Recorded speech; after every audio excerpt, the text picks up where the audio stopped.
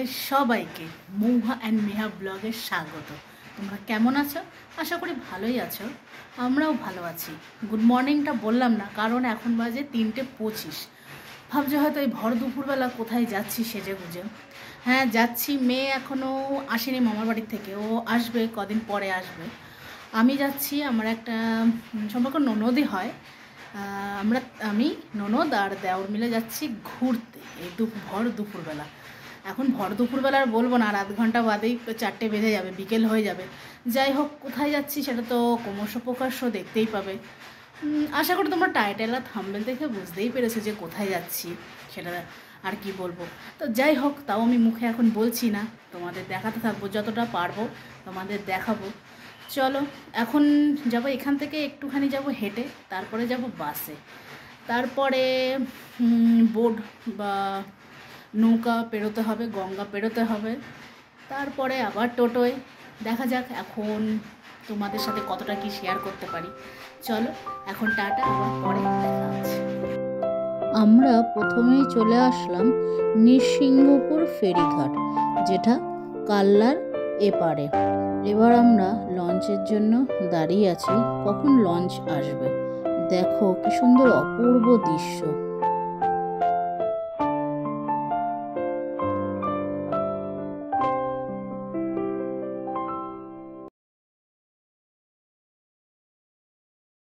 না মানে একদম ভালো না, এদিকে পোজ দিয়ে বসে আছে, কিন্তু এই এখনো তুলছে ছবি।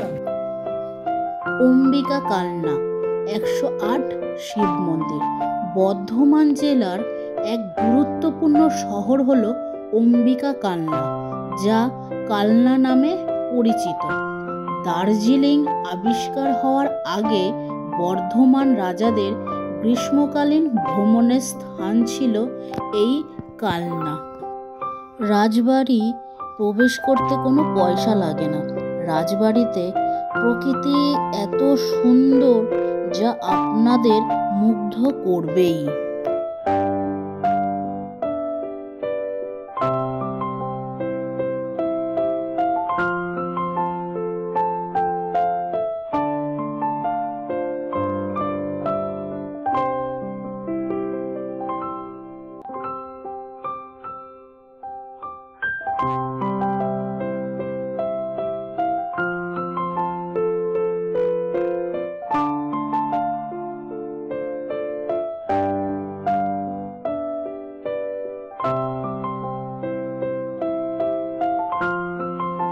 এবার আমরা প্রবেশ করছি লালজি শ্রীকৃষ্ণ মন্দির। 1740 সালে বর্ধমান রাজা কৃত্রিচাঁদের জননী ব্রজকিশোরী তার বৃন্দাবন যাত্রার মানত পূরণের উদ্দেশ্যে এই মন্দির নির্মাণ করেছিলেন। এইখানে রয়েছেন ভগবান শ্রীকৃষ্ণ ও রাধারানীর বিগ্রহ। এখানে প্রত্যেক সকাল ও সন্ধ্যায় আরতি ও কীর্তন করা হয়। রাজবাড়ির মধ্যে আপনারা যে কটি মন্দির দেখবেন সব টেরাকোটা শিল্পীর ছোঁয়া রয়েছে। 25 চূড়া বিশিষ্ট এই কৃষ্ণচন্দ্রজি মন্দির 1751 সাল থেকে 1755 সালের মধ্যবর্তী সময়ে এই মন্দির নির্মাণ করা হয়েছিল। রাজবাড়ির দক্ষিণ দিকে ছোট ছোট কিছু মন্দির আছে। সেই মন্দিরগুলোকে পঞ্চরত্ন মন্দির বলে, তবে এই মন্দিরে কোনো দেবতার বিগ্রহ নেই।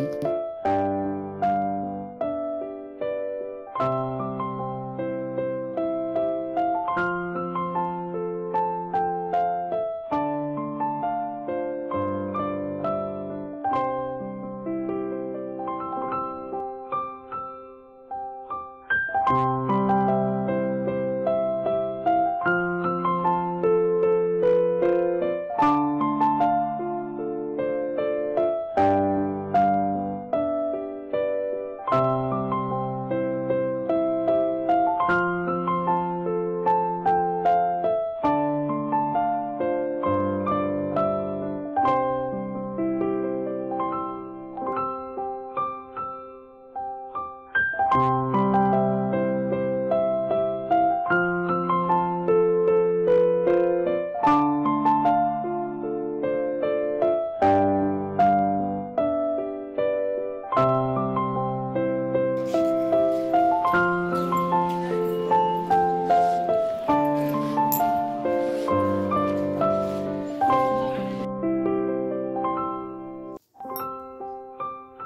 আমরা প্রবেশ করছি কালনা 108 শিব মন্দির।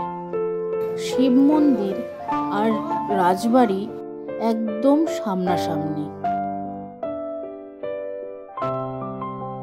108টি শিব মন্দির। এইখানে মন্দির আছে 112টি, কিন্তু শুধু শিবলিঙ্গযুক্ত মন্দির আছে 108টি।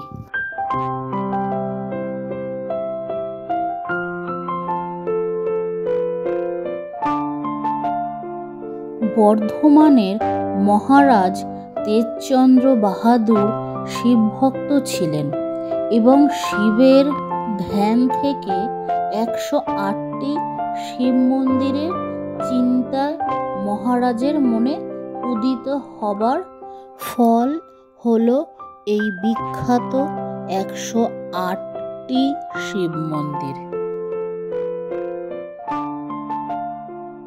তো তোমাদের কেমন লাগলো এই অম্বিকা কালনা 108 শিব মন্দির ও রাজবাড়ি? তোমরা কমেন্ট করে অবশ্যই জানিও যে তোমাদের কেমন লেগেছে আজকের এই ভিডিওটা। তোমরা এখনও যারা আমার চ্যানেলটাকে সাবস্ক্রাইব করোনি তারা অবশ্যই সাবস্ক্রাইব করে দিও, আর লাইক, কমেন্ট, শেয়ার করতে কিন্তু ভুলো না। এই দৃশ্যটা হলো রাতের 108 শিব মন্দির। সব 108 শিব মন্দিরেই কিন্তু প্রদীপ জ্বালানো হয়। এটা কিন্তু রোজ করা হয় সন্ধ্যাবেলা। কি অপূর্ব দৃশ্য!